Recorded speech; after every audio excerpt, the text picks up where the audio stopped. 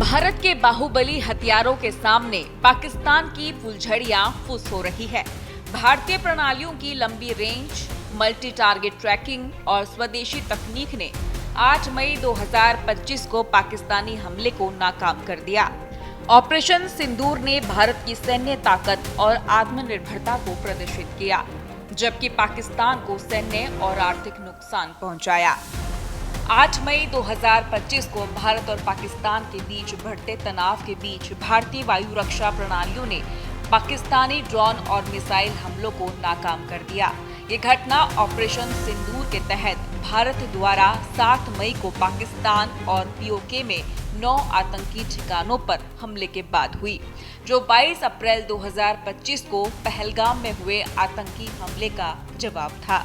भारतीय रक्षा प्रणालियों जैसे एकीकृत counter unmanned aerial system UAS, grid S-400 Sudarshan, Barak 8, Akash और DRDO की एंट्री ड्रोन तकनीकों ने महत्वपूर्ण भूमिका निभाई। दूसरी ओर पाकिस्तान ने JF-17, J-10, F-16 jets, PL-15 AAM, HQ-9 और DJI सैन्य ड्रोन का उपयोग किया। चलिए अब आपको बताते हैं भारतीय वायु रक्षा प्रणालियां। एकीकृत काउंटर UAS ग्रिड एक उन्नत रक्षा नेटवर्क है जो ड्रोन और मिसाइलों का पता लगाने, ट्रैक करने और निष्प्रभावी करने के लिए डिजाइन किया गया है। यह 1800 किलोमीटर हवाई क्षेत्र में सक्रिय है। इसकी विशेषताओं की बात करें तो तकनीक radar, radio frequency sensor, optical कैमरे और ध्वनि डिटेक्टर है। सिंगल जेमिंग, GPS स्पूफिंग और काइनेटिक इंटरसेप्टर क्षमता कई खतरों को एक साथ ट्रैक और नष्ट करने में सक्षम है। योगदान की बात करें तो 8 मई को इस ग्रिड ने श्रीनगर, जम्मू, पठानकोट और भूत सहित 15 सैन्य ठिकानों को निशाना बनाने वाले पाकिस्तानी ड्रोन और मिसाइलों को नष्ट किया।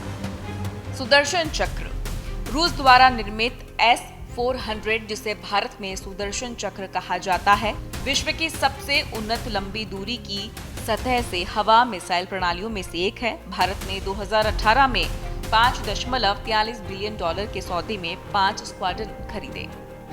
इसकी विशेषताओं की बात करें तो 400 किलोमीटर इंटरसेप्शन, 600 किलोमीटर ट्रैकिंग, लक्ष्य फाइटर जेट्स, ड्रोन, क्रूज मिसाइलें, बैलिस्टिक मिसाइलें इसका लक्ष्य है। क्षमता 300 लक्ष्यों को ट्रैक करने और 36 को एक साथ नष्ट करने की क्षमता रखता है।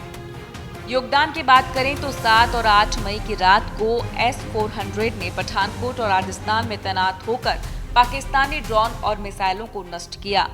इसने लाहौर में पाकिस्तान की HQ-9 प्रणाली को भी निष्प्रभावी किया। भारत और इजराइल द्वारा संयुक्त रूप से विकसित बराक 8 मध्यम दूरी की सतह से हवा मिसाइल प्रणाली है, जो सेना, नौसेना और वायुसेना में तैनात है। इसने भी पंजाब और जम्मू कश्मीर में उच्च गति वाले लक्ष्यों जैसे क्रूज मिसाइलों को नष्ट किया है। आकाश सतह से हवा मिसाइल DRDO द्वारा विकसित आकाश एक स्वदेशी मध्यम दूरी की सतह से हवा मिसाइल प्रणाली है, जो भारत की निचले स्तर की रक्षा का आधार है। इसकी रेंज की बात करें तो 45 से 70 किलोमीटर है। लक्ष्य फाइटर जेट्स, ड्रोन, क्रूज मिसाइलें।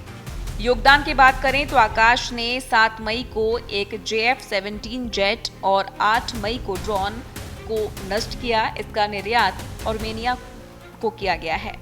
DRDO ने ड्रोन खतरों से निपटने के लिए कई उन्नत तकनीकों को विकसित किया है, जिसमें D4 काउंटर ड्रोन सिस्टम और man portable counter drone system शामिल है। और अब बात करते हैं पाकिस्तानी सैन्य हथियार जिनका उन्होंने इस्तेमाल किया था। लड़ाकू jets JF-17, J-10, F-16। Pakistan ने अपने हमलों में JF-17 थंडर, J-10C और F-16 फाइटिंग फाल्कन जेट्स का उपयोग किया। JF-17 चीन, पाकिस्तान द्वारा विकसित है। कमजोरी की बात करें तो सीमित रेंज और पेलोड S-400 और बराक 8 के सामने कम प्रभावी है। PL-15 AAM चीनी लंबी दूरी की हवा से हवा मिसाइल है। 145 किलोमीटर इसका रेंज है। वहीं JF-17 और J-10C पर तैनात है। इसकी कमजोरी की बात करें तो भारतीय ECCM और जेमिंग तकनीकों ने इन मिसाइलों को निष्प्रभावी किया। योगदान की बात करें तो इन मिसाइलों का उपयोग भारतीय ठिकानों पर हमले के लिए किया गया, लेकिन भारतीय रक्षा प्रणालियों ने इन्हें नष्ट कर दिया। जमीन से हवा मिसाइल HQ-9, इसकी विशेषता है चीनी लंबी दूरी की SAM 100 से 200 kilometre range multi target tracking. कमजोरी की बात करें तो S-400 की तुलना में कम रेंज और प्रभावशीलता, भारतीय हमलों में लाहौर में नष्ट। योगदान HQ-9 ने भारतीय ड्रोन और मिसाइलों को रोकने की कोशिश की, लेकिन विफल रहा।